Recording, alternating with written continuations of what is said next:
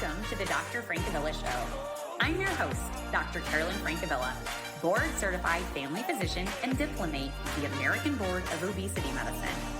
I've been helping patients lose weight to treat and prevent medical problems for the last 10 years, and I'm taking what I've learned from them to you. In this podcast, you will learn the science behind why you struggle with your weight and what to do about it, tips for common challenges, work to fight bias about what a healthy weight really is, and improve your relationship with food and your body. Please remember that while I'm a doctor, I'm not your doctor. This podcast is meant to be informational in nature only, not medical advice. Please seek out care from your physician for your specific needs. Okay, let's get started. Hello there, and welcome to this week's episode of the Dr. Francavilla Show. Today, we are going to talk about something that I do at the start of the beginning of every new patient appointment when we're talking about weight, which is to get a weight history. And I usually do this through a graph sort of form. We're going to talk about how you can make that today. And you may think like, oh, I know what's happened with my weight over time. But when we spend a little bit of time deep diving into this, we can find some patterns that can help us make the best choice moving forward. So that's why it's super important to me to write down this weight history with my patients and really spend some time figuring out what has happened.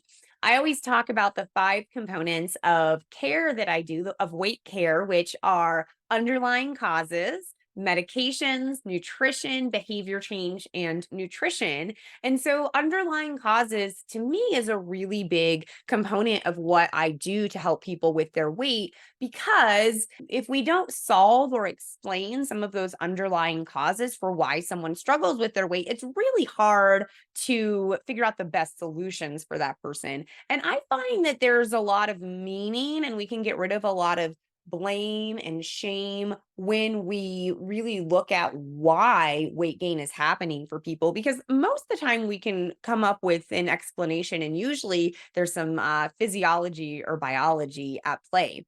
So I find that I get so much information from deep diving into this. And so today I want to explore that with you so you can kind of do that for yourself. So the first thing I want you to think about as you are preparing to sort of make your weight history graph is to get rid of any chatter about blame or shame or judgment, things you did wrong, your lack of willpower. Get those out of your brain. That is not the reasons we are looking for. And I don't believe in those reasons. I don't believe that weight is about willpower. My experience has not shown me that people's weight is about willpower. And so let go of, oh, I quit. Well, why did you quit, right? There was something that happened, and that's what we want to protect you from. And it wasn't willpower and it wasn't self-control. There was something else going on. So I hope that this chart, when you make it for yourself, will help you deep dive into that and figure out a little bit more about why you have struggled with continuing to gain weight, why you have struggled with regaining weight, and kind of figure some of those things out so that as you move forward, the best solutions are a little more obvious. So to make your chart, just take a piece of paper and you are on the y-axis. That's the one that goes up and down, right? So you're going to make a line on the left side of your paper that goes up and down. And that one is going to be labeled weight. And then on the bottom of your paper, connecting from that line, going across the bottom horizontally, or your x-axis, is going to be your age or the time in your life, however you kind of want to write that down. And so you'll have this sort of L shape on your paperwork that has a corner on the bottom left. And again, the up and down is going to be your weight, and the bottom is going to be time. And you can put specific numbers if you know them. Some of my patients know the exact weight they were when they graduated high school and on their wedding day and on certain milestones. Some people have a rough idea. Some people's curves are much more abstract and they kind of, write what was going on in their life and kind of what they remember going on with their weight. Some people have this data recorded in places like MyFitnessPal or Apple Health or other places, at least for like the last decade. So, up to you how specific you want to be. If you don't know specific numbers, that's okay. We're looking for what sort of triggers were there, what things made you gain weight, what things worked for you, what things made you regain weight, so that we can come up with a long-term plan that protects you from those things or that doesn't reinvent the wheel. So draw your chart. And if you are listening at home, you could do that now. But if you're driving, which is how I know a lot of people like to listen to podcasts, you can just sort of imagine this. And as you think about some of the things I'm going to point out, you can go back and do this on your own later. Okay, so you have drawn your little chart in your brain or on a piece of paper, or you're going to go back and do this later. And you can start at whatever age you want. So you could start with, as a baby, or you could start with, being a teenager, or you could start with being an adult at like 18 or 20, but, go back as far as you have some recollection of. And so when you think about your weight as a child, you may or may not know, but was your weight like more or less normal, right? When you look back at childhood, was it a concern anyone brought up? Were you seeing a doctor or a nutritionist?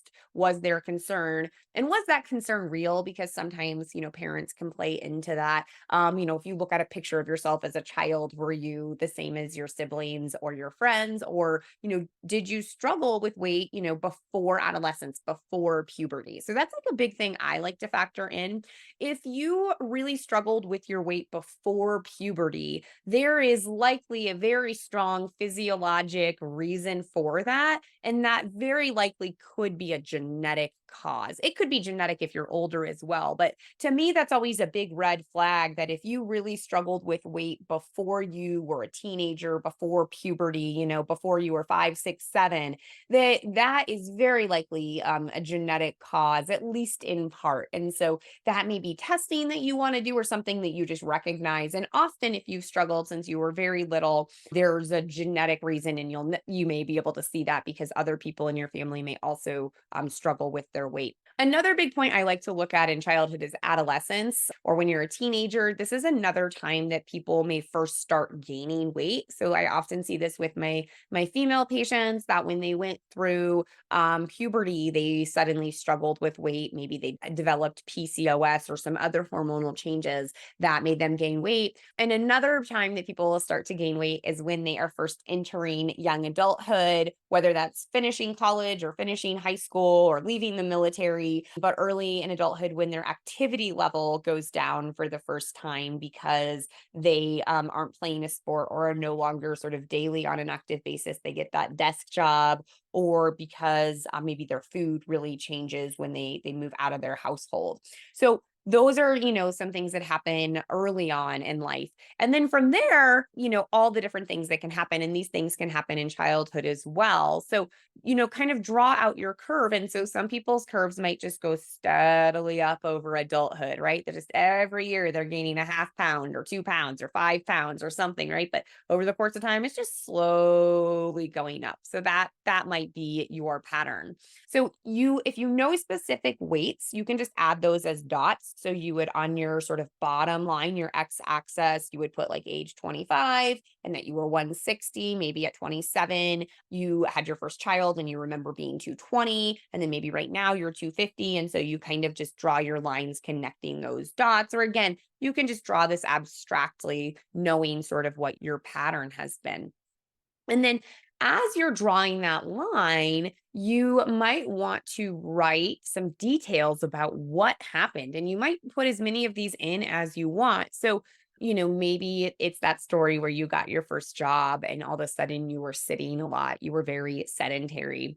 Or maybe you did a diet and you lost weight. But then what I would encourage you to see is what happened. Why did you regain that weight from the diet? Was it you simply stopped doing the diet? Why did you stop doing the diet? Did you stop it because you didn't like it? Did you stop the diet because it was no longer affordable? Did you stop the diet because someone else told you it was bad for you? Did you stop the diet because it was making you crazy, right? And those are all different things. I find sometimes people did a diet or a way of eating that really worked well for them. Maybe it was paleo or keto or intermittent fasting, whatever was a good fit for them. And someone else said, I don't think you should do that. And so they get nervous and they quit, even though for them it was something that was really helping their health. But most of the time, the story is that the diet is too tough, right? It's too overwhelming. You can't keep up with the logistics of making the food. It's too strict. You get sick of it. You get sick of missing out on events.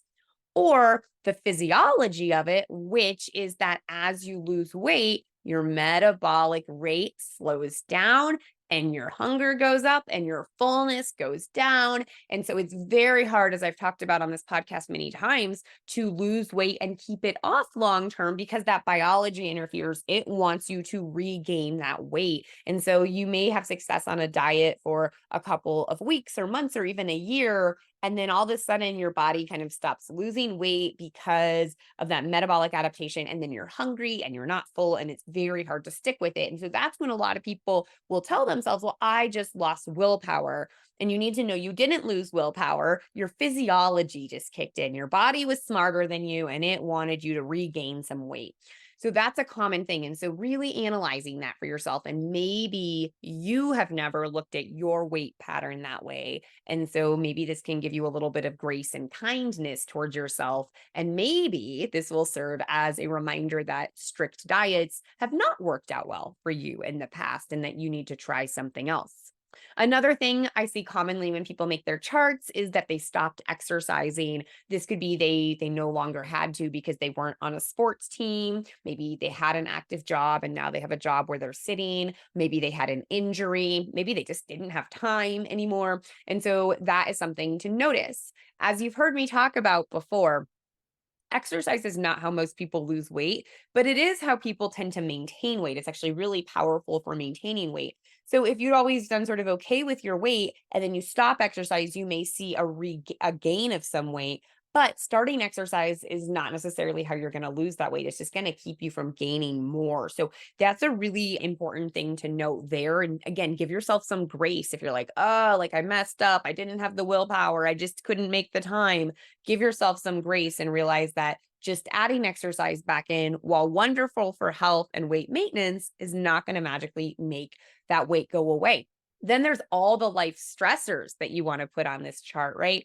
Did you get married? Did you get divorced? Did you have a kid? Did you adopt a pet? Did you have a sick parent? Did you have a stressful job? Did you get deployed overseas? Like, what are all these different things that can happen? And so put those on there and see what happened. Now, some people lose weight when they're stressed, but a lot of times that's a time when people will gain weight. So looking for those patterns on your graph that you're making. Maybe there was a time period where you worked with a coach or a personal trainer, and that was a time period where you had a lot of success. And so you would want to draw sort of all of that on there. And so what you might see is some different patterns that emerge. So some people will have like a stair step where their weight goes up and then it stays the same for a while. And then something happens. They get a promotion at work and it's stressful. They get fired and it's stressful. They go on a new medication and something changes and they gain weight. They have a baby and their weight changes.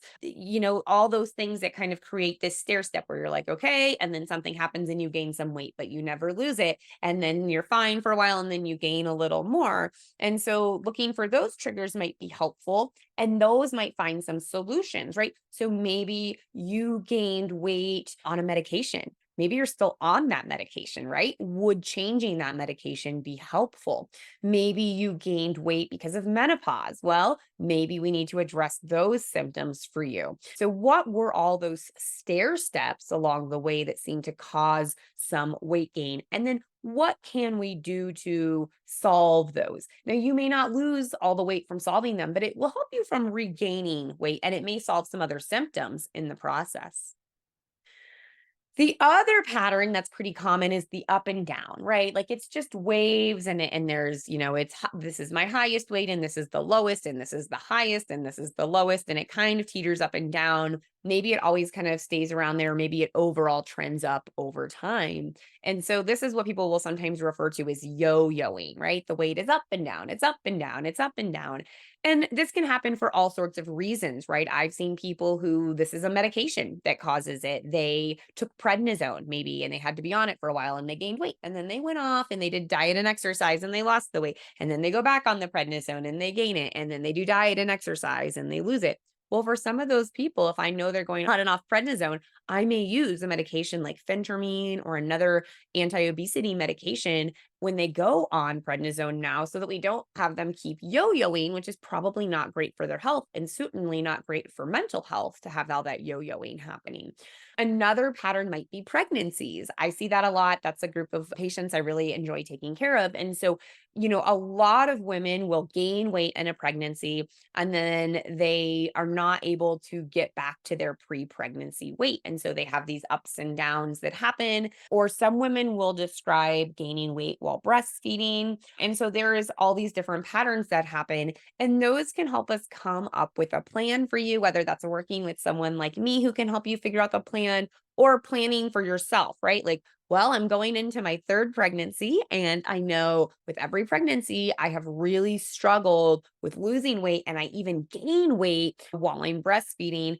How can I plan for that, right? Is there a medication that would help? Is there a specific nutrition strategy that would help? If weight is a really threatening health problem, like maybe I don't breastfeed quite as long as I want, even though I'm a huge, huge, huge breastfeeding advocate, like maybe that is the right choice for you, right? So these patterns can really help you individualize what is going to make sense for your weight care as opposed to, just taking general advice. And, not to stay too long on the topic of pregnancy and postpartum, but, women in that group get terrible advice because like, oh, well, once you have the baby, the weight will just drop off. Or once you stop breastfeeding, the weight will just drop off. Or if you breastfeed, you'll lose all this weight from breastfeeding. And in reality, women have very different situations that happen with their body that there are certainly physiologic and biologic explanations for, but we may not have all those answers yet.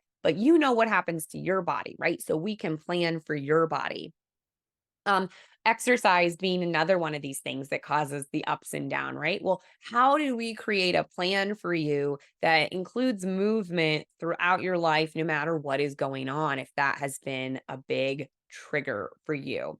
And then probably the most common is the aggressive diets, right? People do a keto diet for a while and they lose weight, but then they aren't able to stick with the keto diet for lots of legitimate reasons. And then they regain the weight. Or they do a calorie restriction and they log their food every single day and then they stop. Or they do macronutrients and they do their very specific macronutrients and then life gets busy or a pandemic happens and they can't stick with that way of eating. And so that's why even though all those diet strategies can work, I tend to prefer diet strategies that are going to fit with you for the long term, where you can not yo-yo, right? It's something that you can consistently do most of your life, so there's not that up and down. So that's that pattern to look for. And if you see that pattern, protect yourself, right? Don't go chasing after the next fad diet, because if you cannot stick with that plan, then you are going to have a really hard time keeping the weight off and you're going to yo-yo and then you're going to get frustrated with yourself. So find something that you can do that's sustainable. And then sometimes you'll draw this chart and you'll be like, I have no idea. Like none of this makes sense, right? I don't have any explanations. And that is a great way to say, like, I should see someone else. And that's probably going to be like an obesity specialist like myself, a physician who does that, of which there's thousands throughout the country at this point who can try to help you understand and then also hopefully offer you the piece that we do not have this all figured out. So if you are struggling with your weight and there's not an explanation that's really obvious, it's not your fault. And we're just going to treat that anyway, whether that's through specific lifestyle interventions like exercise and diet, or whether that's like finally adding a medication or even a surgery on for you to treat the fact that you are struggling with weight and obesity. So that's some of how this chart can be helpful for you. And there's also all the positives that we can look for on this chart. So that's going to be like what things worked, right? So maybe having a personal trainer worked for you. Can you have a personal trainer again, right? Maybe it was the accountability of the personal trainer. Well, maybe you don't need to pay a personal trainer for the accountability. Maybe you can have a workout buddy, a friend, or a family member who now is offering that accountability. Maybe you can sign up for classes at your gym, and that is a way to create accountability for yourself. Maybe again, there was a diet that really did work for you and you got scared about continuing it, and maybe it really was the right fit for you. Maybe you have found that a really positive experience in the past was when you were logging and you just stopped doing it. You got sick of it. Well, what I have to say about that, because I have patients where that is the key to success for them is logging what they eat. Like if that's all you have to do is log, that's pretty great, right? 5, 10 minutes a day of writing stuff down, not taking a medication, not getting surgery, and like it's just writing things down. So maybe reframe, like, could you go back to logging if that was something that had worked really well for you to just write down what you ate? Was there a medication you were on in the past that worked for you? I see this more than I would expect, where someone comes to me and they had taken phentermine or something in the past that had worked well for them.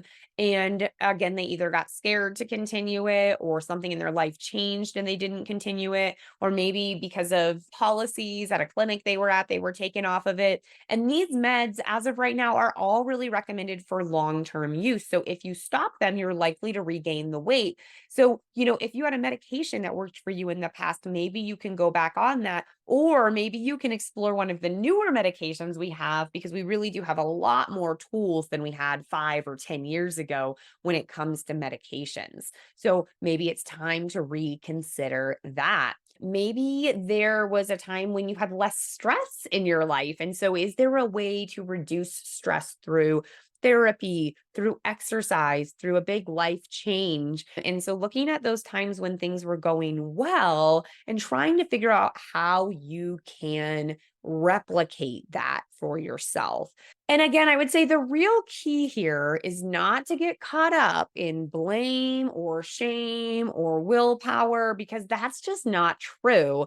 There were real life events. There was real biology. There was real stress. There was real trauma. There were real reasons why you regained weight or why you stopped your plan. And it wasn't your fault. I promise you. I've talked to probably thousands of patients at this point about it. And never once have I been like, this was your fault. You just did this wrong. There's always a good explanation. And so approach this exercise with curiosity, approach it with a lack of judgment towards yourself, because at the end of the day, those things are not helpful. I've never seen someone long term keep weight off because they are beating themselves up.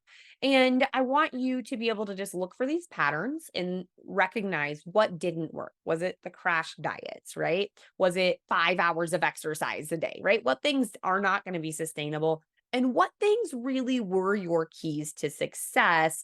Again, was it accountability? Was it logging? Was it a medication? Was it a nutrition plan that you do think you could do again? And then are there some medical reasons here, right?